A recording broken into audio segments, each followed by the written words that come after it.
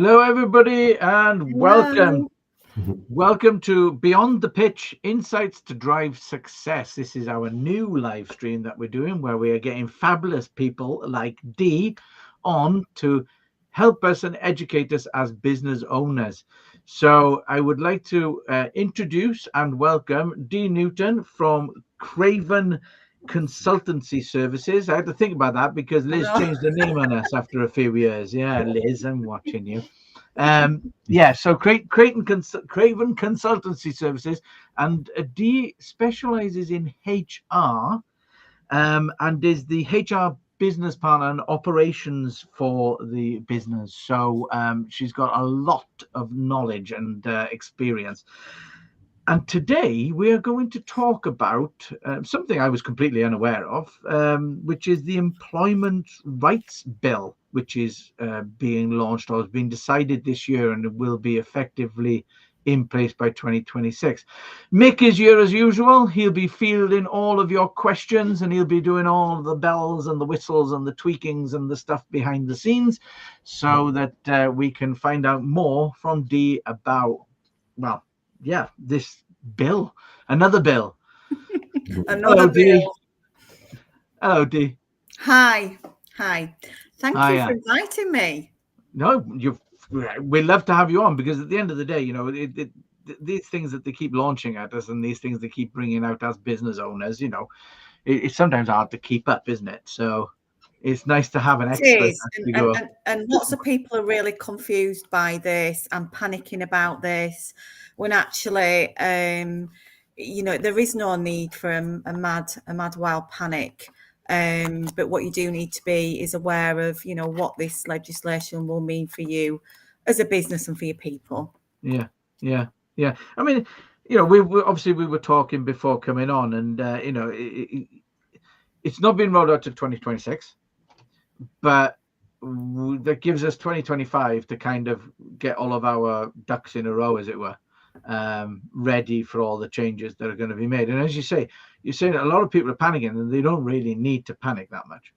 Well, yeah, I think it's important to be aware and to work with somebody who does know what they're talking about in terms of what's coming up, because there's going to be a lot of changes and a lot of impacts coming up. Basically, I mean, there's some wild changes. It's never been like this in many years.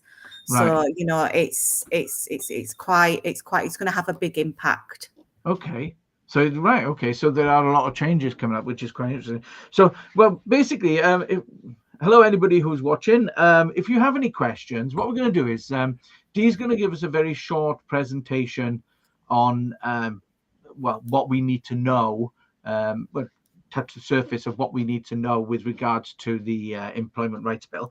And then what we will welcome is we will welcome any questions anybody has, and Dee will do her best to answer them in this short period of time that we have. So do you want to share your screen? You've got a presentation that you've done. Oh, there we are. Look, lovely. So I'll leave Thank you you. to it. Okay, so we'll try and unravel some of this spiel that's been going on, really, and if I can try and put it into some layman, simple terms so everybody can kind of understand how it will impact them and their teams. So so the Employment Rights Bill, okay, uncovered. Here we go. So what does it actually mean? What is it? I mean, in simplistic terms, this is what I'm trying to do throughout the whole presentation, is UK legislation designed to enhance worker protections and modernise employment practices. So how Deputy Prime Minister Angela Rayner has said that the government is trying to get the balance right between protecting workers and the interests of business with the Government Workers' Rights Bill. So what do you need to do? What do you need to know? Okay, so here goes. Okay, so as I was saying before, it's widely dubbed as the biggest shake-up in employment law for decades. And there are lots of significant changes afoot for employers. So the good news is that there is time to prepare, with the majority of reforms not expected to take effect until 2026. Okay. So here we go. And we'll start off with 0 hours contracts. Okay, so address one-sided flexibility, ensuring that jobs provide a baseline of security for workers. So introducing rights to guaranteed hours, reasonable notice of shifts, and compensation for short notice cancellations of shifts. So what does that mean for you? This is a biggie because a lot of businesses use 0 hour contracts, but particularly in hospitality and care. So what does it mean? If you use 0 hour contracts, then this will have a big impact on you and your business. It is likely that you will no longer be able to use this form of contract for longer than 12 weeks. So you will need to plan alternatives. These may include short-term contracts or offering contracts with hours reconciled over longer periods rather than guaranteed weekly hours, such as fixed-term contracts. So this is a biggie in the bill. There's lots of people out there who do exploit them, but there's also people who actually do want to work on a 0 hour contract. So it's getting that balance right. So that's the first biggie, really. Another one, again, addressing one-sided flexibility, ban unscrupulous fire and hire practices. What does that mean? By considering any dismissals for failing to agree to a change in a contract as automatically unfair, except where businesses genuinely have no alternative. So what's that mean for you? Employers will face higher scrutiny when attempting to make unilateral changes to employment terms and conditions. Employers could face more tribunal claims from employees arguing their dismissal was automatically unfair under these new rules. Okay, so providing a day one right to protection. I think most people will realise or know as a business owner that it's currently 2 years. So what's going to change here? This is quite a big, this will have a big impact, will this? So provide a day one right to protection for all people, all your staff. So from unfair dismissal, while allowing statutory probation periods in which a lighter touch dismissal process applies. They will also be running a consultation on the length of statutory probation periods, and their preference is 9 months. What does that mean? Okay, so the 2-year rule currently offers employers some protection when hiring new staff, giving a longer period to assess them. Once this law is enacted, this will no longer be possible.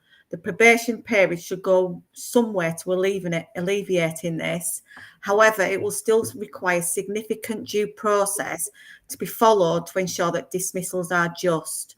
And the good news is that we will have plenty of time. So it looks like it'll be not be in place before autumn 2026.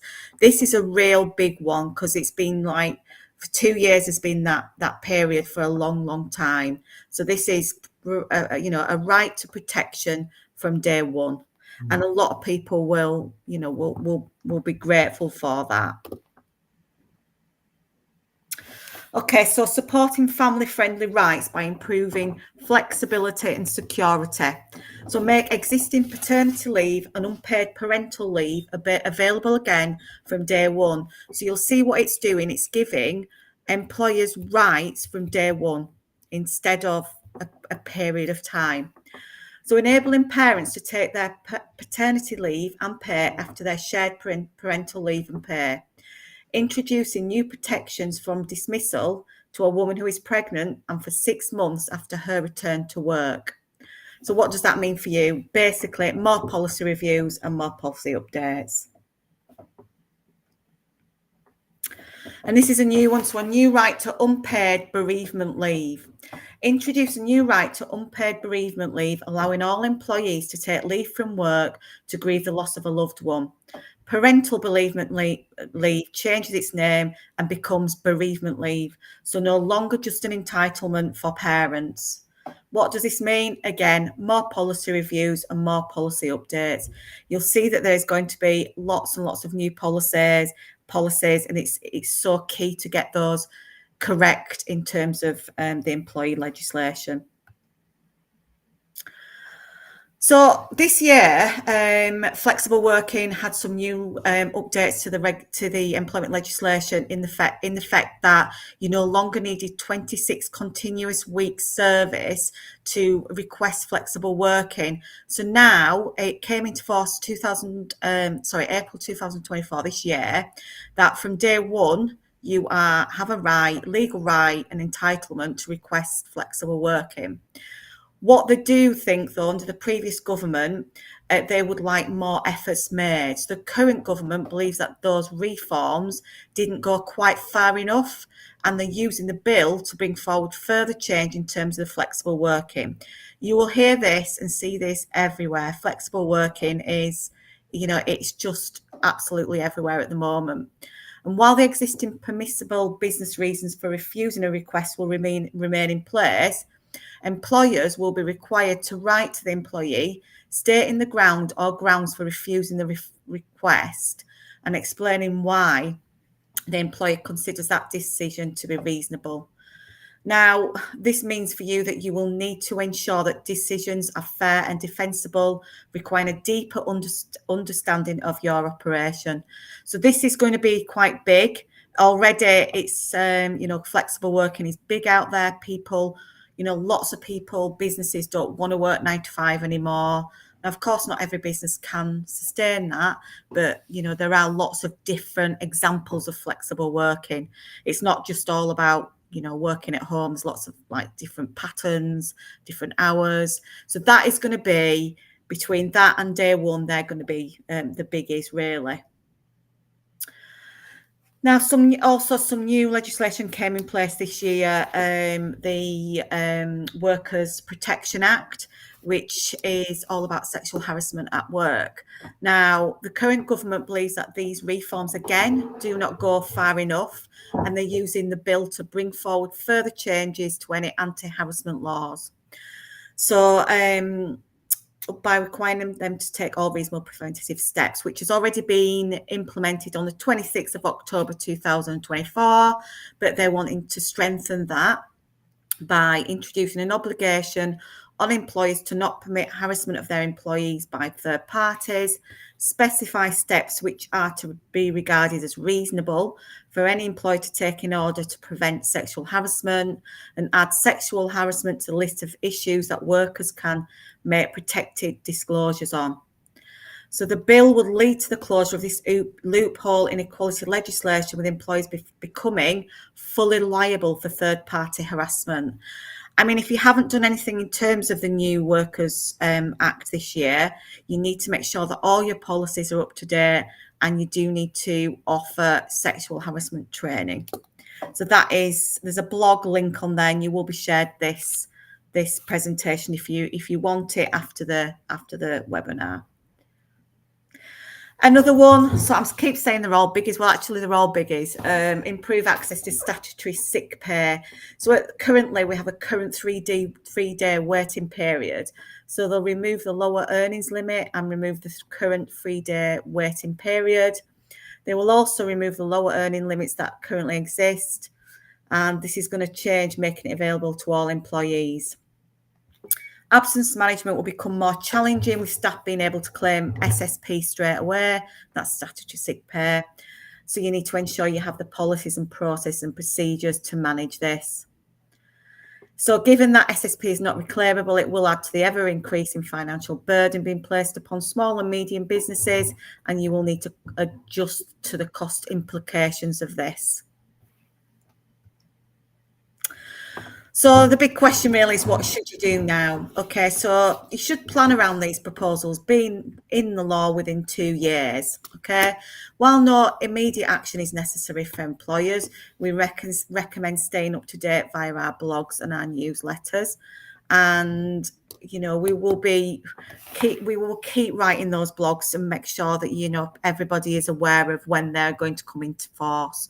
But I think really, don't panic, but just make sure that you are you are following the law, and work with people like us, read our blogs and read our newsletters, and future-proof your business. So yes, the good news is that the reforms will not take effect before 2026, but next year they will be working through them. So yes, things are going to change, and there are lots of fact sheets out there, and there's a link in here. So I think really I think you've got a responsibility to keep up to date, but utilise businesses like Craven to keep you up to date. And that's it. Hope that made some kind of sense from and try. For my aim was to unravel a lot of text, a lot of things out there, really, in publications. So, wow, that is. You said when you said at the beginning, there's quite a few changes. I thought, blimey, heck, yeah.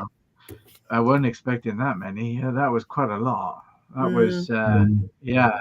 I mean, I've been jotting down. If anybody's got any questions, by all means, use the comment section and drop your questions in there so that Dee can answer them. I mean, we'll drop Dee's LinkedIn profile and contact info into the chat as well, so you can feel free to follow up with her afterwards. But I heard something interesting the other day about 0-hour contracts. I've always thought that they were a complete con, if you like, but they were actually, it was on the news about this, what you were just talking about, how they're going to control them more and stuff. And there were people who were contacting the radio station saying, well, actually, I'm on 0-hour contracts and they're really good. It's true. And that blew my mind. There are lots of people, especially in the health and social care sector. Yeah. I have a few clients who, utilize 0-hour contracts. I've also worked with businesses who are not using them in the right way, unbeknown to them. So, if you've got regular hours and you're doing those hours every week, then, the 0-hour contract is not what it is. So you do find a lot of businesses they're not always aware that they're utilizing them in the wrong ways. So I think, hospitality, there's lots and lots of people who love them because, they work around them, they pick the work up if they want it. So it does work. It does work but you just got to make sure that people are on the right contracts, because there's lots of people out there in businesses using them or offering them to their people, but they really should be on fixed term contracts because they've got regular hours. Yeah. So if you're on the wrong contract, you could find yourself in hot water, really, couldn't you? Yeah, it's just we don't get the same protection. So because you mentioned the 1 day right to protection. I mean, I was always under the impression when I came into the civilian workspace in 2001 after serving in the army, which was quite the eye opener. Civvy Street's a weird place. Basically, that you had 3-month probation, but actually that's not true, is it? Well, I mean, not all businesses, but most businesses do have a probationary period. Yeah. And what they're trying to do, what they're wanting to do is increase that to like 9 months. I mean, it's kind of like, for me anyway, it's all about continuous performance management. So if you're in a business and you are, you're not, you're having those regular conversations with your teams, building that relationship, giving that feedback, then, you're right. It's either going to work out or it isn't, in it. And it's kind of, it's almost a little bit irrelevant in some ways, because if you're working with your teams to be the best that they can be, then a probationary period is like, I suppose it's just giving them a little bit more time to improve if they need to improve. Yeah. But it's all about continuous performing management people, because a lot of the time people are just left and then they go, oh, well, that person's rubbish. Oh, well, what did you do to put in place? Well, not really. And, you've got to be, feeding back and measuring that person's performance and, giving feedback, whether, constructive or not. So I think that's, it still doesn't change the fact that you still need to put something in place, I think, some kind of structure. But It's interesting you say that, because sometimes the fault isn't in the employee, it's in the employer. as in they haven't educated or whatever. And it is interesting. I mean, you mentioned bereavement leave as well. Now, I'm not 100%. I always thought it was like direct parents, children, wife that was affected by that. Have they expanded on that, or are No, they? they've got it. Yeah, I mean, I've just written, actually. If anybody wants this, by the way, give us a shout. It's supporting bereavement. Sorry, it's supporting employees following bereavement guide. So Okay. it's a policy which, but I like to give practical things away. And this is actually a practical guide to how you would support that person through a bereavement. And, it's so key. I mean, I've just recently lost my mum, and luckily I've got a really supportive boss in Liz and our business. But there are lots of businesses out there don't know what to do. Do you offer that paid leave? And, you don't have to offer paid leave. But many organizations do. Yeah.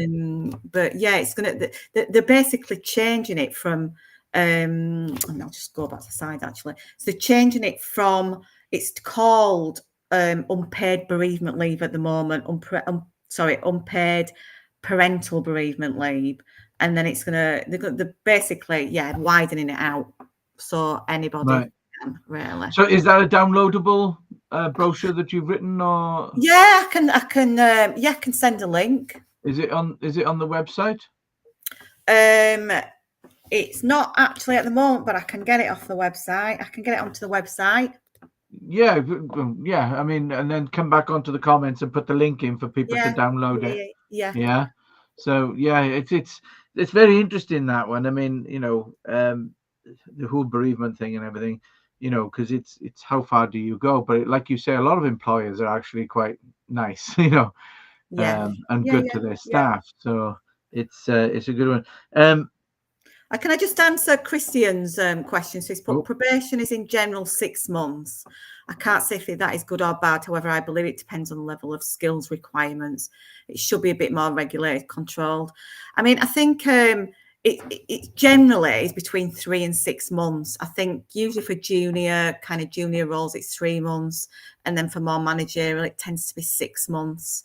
I mean, I speak with lots of businesses who don't even have meetings during the probationary period. So I think you've got to have a structure, to make sure that person, that individual, is getting the necessary training, or the contact, or the whatever it is that they need to be able to succeed in their role. A two-way street, isn't it? It is. And I think sometimes I believe in continuously performance managing. So basically that means, in a nutshell, that you're continuously talking to that individual. You're measuring those goals, objectives. It's not I'm not all about an annual training plan at all. I think that's outdated now. I think that it's got to be a continuous kind of structure. Yeah, I agree. But yeah, it's interesting. And do you think, you mentioned flexible working? Do you think that COVID's had a lot to do with the drive towards more flexible working? Yeah, I mean, absolutely. I mean, if it wasn't for COVID, I wouldn't be sitting here at home, to be honest, as many other people wouldn't be. I think, the younger generation absolutely want more flexibility. That's just a given. I mean, I think 10 years ago, I would never have imagined sitting here at home working as an older person. But, it's given us so much flexibility. And, people say to me all the time, but we work in an industry that, we can't cater for any flexibility. Well, times are changing, folks. You've got to look at that. And it doesn't necessarily mean hybrid work from home. There's all sorts of other options, whether that be work patterns, where you work. It's not going to go away. So they are, government is looking at, businesses and how they respond to flexible working requests. I mean, it's been a big change this year, with it being obviously flexible working requests from day one, when it used to have to be 26 weeks, and you can have two requests in 12 months. Yeah. Yeah. Yeah, it's very interesting. I think technology and COVID were kind of the driving factors for Yeah. the whole flexible kind of thing. I'll be very honest with you. You know, Mick and I, we both work from home. We tried working in the same office, but we got on each other's nerves. Yeah, so when it all kicked off with COVID, it was a busman's holiday, to be honest, for us. But we enjoy it. It works better But if we're not in the same room. I think there's all sorts of different things that you can do. Like, you know, I work compressed hours. That means that I work 5 days over 4. You know, I think, you know, we're more in tune with what we want for our work-life balance now, Yeah. aren't we? And, you know, you know, people might say to me, oh, well, you know, I don't trust that person's going to work at home. Well, if you don't trust that person who's going to work at home, you don't trust that person full stop, whether they're in the office or at home. I mean, you still have the same objectives and deliverables, wouldn't you? But, you know, I get why, you know, some employers are nervous about it. But if you've got those frameworks in place, performance frameworks in place, then, you know, it should work, basically. And if you don't have the trust in somebody, then do you want them working for your business? Yeah, well, Mick and I are actually a good example of how it works, because I'm an early bird and he's a night owl. So I'll be at the desk at 7 in the morning, 8 o'clock in the morning, you know, and I'm off and I get my best work done before lunch. I don't know about anybody else, but for me, it's before lunch. If I can get my work done, I'll get it done. Whereas Mick is more of, he'll stay up in the evening editing and stuff like that, because he prefers to do it in the evening. So it works quite well, and I think that because obviously we're self-employed, so flexibility is something that we have. So yeah, it's quite an interesting concept, the old flexible working, and that. Well, that was absolutely fascinating. I got to admit, that was really good. I enjoyed that. Thank you, Dee. And it was a real eye opener, because, you know, we're not employers as of yet. Maybe one day, I don't know, but it's a lot to consider when you are looking to take people on, and how you're treating and running your business and stuff like that. So, but yes, it's good. So you're gonna get the downloadable bereavement brochure. That's the word I was looking for, everybody. And you're going to put that onto the website and put the link into the chat for this. That'd be really good, because I'm sure some people would appreciate that. But yeah, I think to wrap up now, Craven Consultancy Services. See, I'm still trying to go back to safety services. Liz, your fault. So Craven Consultancy Services basically are a member of our Video Creators Club. Heidi is the young lady who does all of the video work and stuff. No, not Heidi. No. Oh no, Heidi is not Heidi. Megan is the lady who does all of the video stuff. Sorry, I'm getting my creators mixed up now. Basically, yeah. So if anybody is interested in what we do with the Video Creators Club, we help people with training, support, networking, loads of stuff. So visit the website. Feel free to get in touch. Give us a call. We'd love to help you out if you're interested in creating video content for your business. We've got some workshops and webinars coming up at the end of this week. So on Friday, 9:30, we've got our camera confidence and presentation skills. Then at lunchtime from 12 till 2:30, I'll be running the workshop, which is how to use YouTube, set up and use YouTube for business, which you should be using YouTube if you're creating video content, because Google own it and they do like people to play with their toys.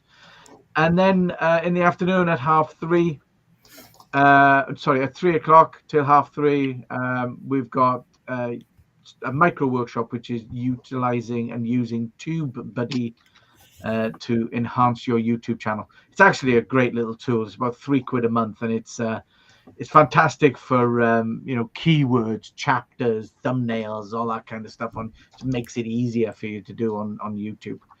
But have I forgotten anything, Mick? No, that's great. That's it. So yeah, so links are in the chat in the comment section. So basically, Mick is copying and pasting away at the moment. But just one more massive thank you to Dee for coming along today and educating us, because Thank you.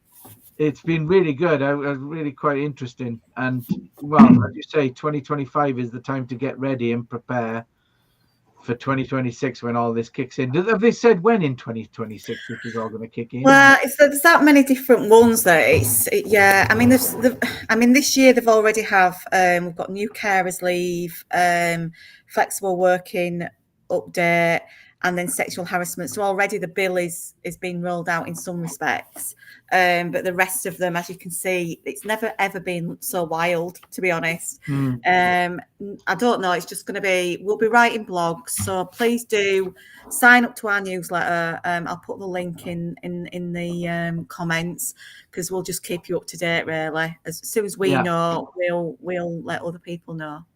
Try and do it in more of a layman's terms kind of communication. Right. So yes, and well, we will be back with another Beyond the Pitch Insights to Drive Success going forward. So feel free to connect with us as well, and keep follow us to find out what the next one will be and when we'll be doing it. I don't think we'll do one in December, because it will be in a month's time, and it'll be around about the 18th, and I don't think anybody will care, to be honest. So I think we'll wait until January for the next one. But keep an eye out on our socials, and basically you will see what we're going to be covering and what topics we're going to be bringing to you next. Yeah, what I'd say as well is, if anyone's watching this after the fact, put any questions in the comments, and we'll get them answered. We'll get them answered, and connect with Dee if you want to. Yeah, please do connect. Find out more. Thank you. Yeah, I put Dee's LinkedIn. All of a fabulous week. Yes, I put Dee's LinkedIn in the chat, and also the Creative Safety website as well. Thank you. Right, play us out, Maestro. Brilliant. Fabulous. Cheers, Dee. Hang on. Bye-bye. Don't wait until the end of the video, because we'll chat a bit more. Cheers, everyone. Bye. Bye.